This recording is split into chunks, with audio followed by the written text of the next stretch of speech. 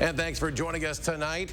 Tomorrow is spring election day across Wisconsin. Historically, turnout typically about 20 to 25% since this election does not include presidential primaries. So what can you expect on the ballot? Well, there are no statewide races, so this election day focuses on local seats, local referenda, school board, mayoral races, and others considered to be nonpartisan. The polls open at 7 a.m. and close at 8 p.m. And as we've seen throughout the pandemic, the rules when it comes to voting are often changing. So the Dane County and the Madison clerks' offices have some tips to help make it an easy day. Brad Hamilton joins us with some reminders ahead of Election Day. Brad? Eric, officials tell us that the biggest thing is to make sure you know where you're voting, but that's just one of the many tips that might help make life a little bit easier tomorrow.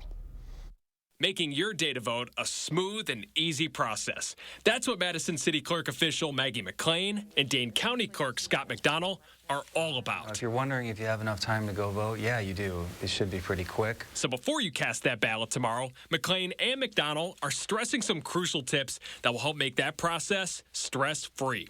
First, make sure you check your polling place. Because of redistricting, a lot of polling places have changed. So we're really emphasizing for folks to double check where their polling place is before they head out to the polls tomorrow. Next, make sure you bring identification, whether you are registered to vote yet or not. You're going to need a photo ID like a Wisconsin driver's license. That's the most common, like 90% use that. You can use a passport.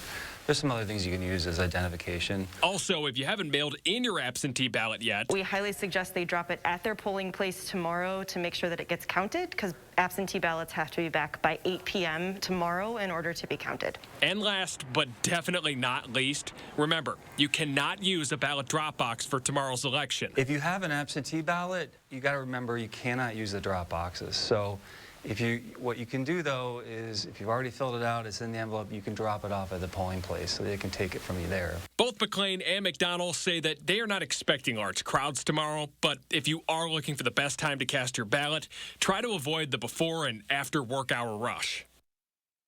All right, I know that was a lot of information, so if you have any questions, we have a bunch of useful resources on our website, channel3000.com. All right, Brad, thank you. Locally, we'll be covering about 150 races tomorrow, from school board to referendum, mayoral challenges. News for now, channel3000.com will be your home for election coverage, and all the results, those will start coming in shortly after the polls close at 8 p.m.